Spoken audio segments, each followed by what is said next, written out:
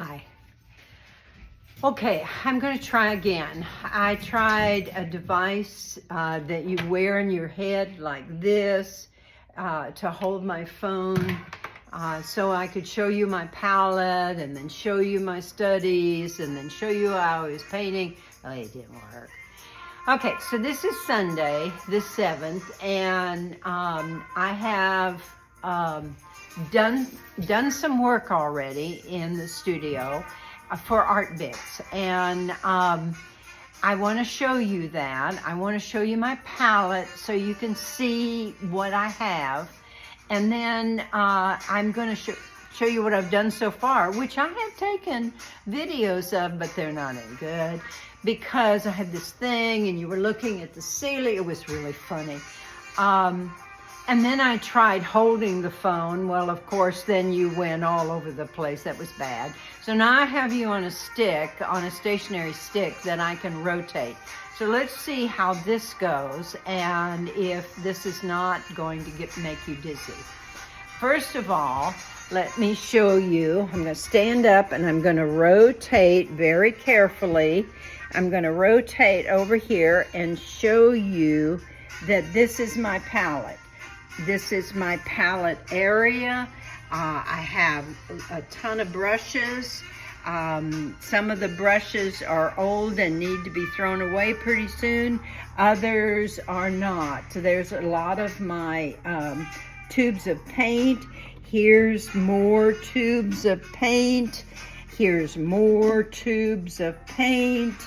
And here's my palette. It's a glass palette, and I'm not happy with it because it has this color of wood, unfinished wood underneath it, and I really want that gray. But nevertheless, this is my palette that I currently use, and this is pretty much the setup I always use. Here is a big puddle of white, titanium white, and then here's some titanium, what is that called? Titanium, unbleached titanium. It's a great color to use for concrete.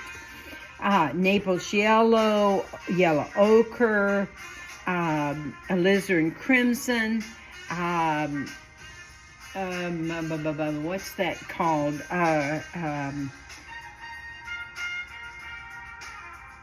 It's the color that is in the vermilion, cadmium vermilion red. That's a Vorn color. This is cadmium yellow, or cadmium orange, cadmium yellow, and cadmium yellow light, which is the coolest of all the yellows. Then I have radiant blues. This is Severs blue. This is cerulean blue, ultramarine blue, and Prussian blue. Some black, viridian green, and can you see that? This is violet, radiant violet, and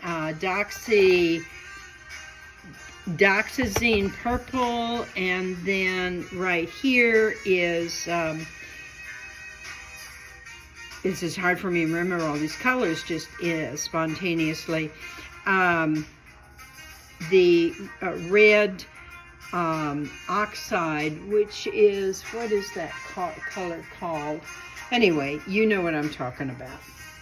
So I take this and clean this palette every once in a while, and I'm going to clean it now with a razor.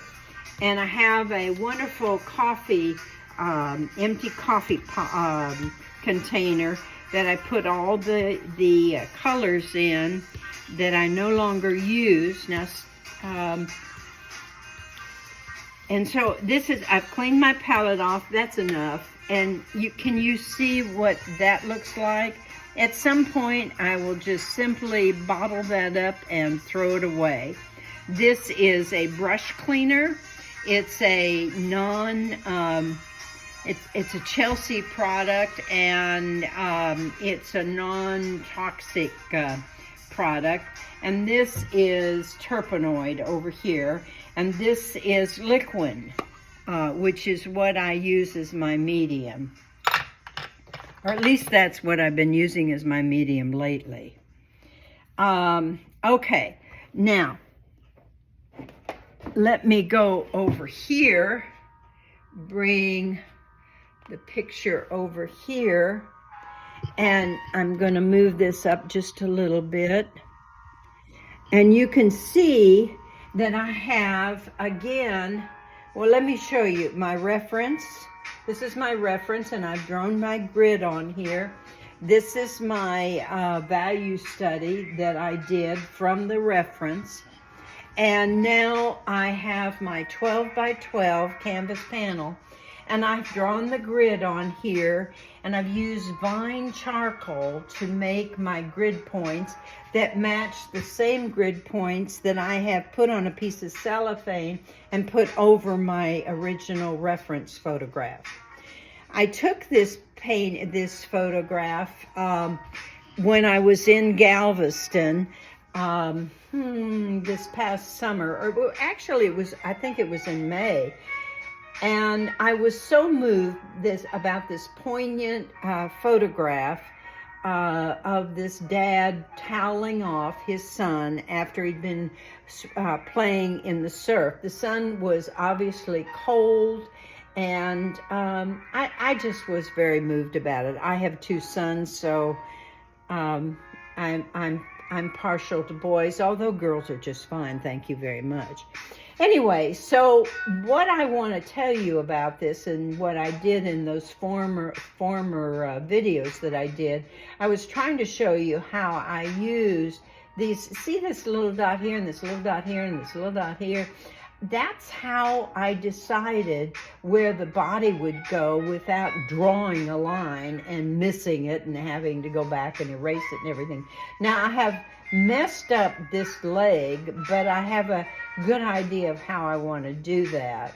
I need to make this boy just a little bit bigger because it needs to interface with this leg a little bit more.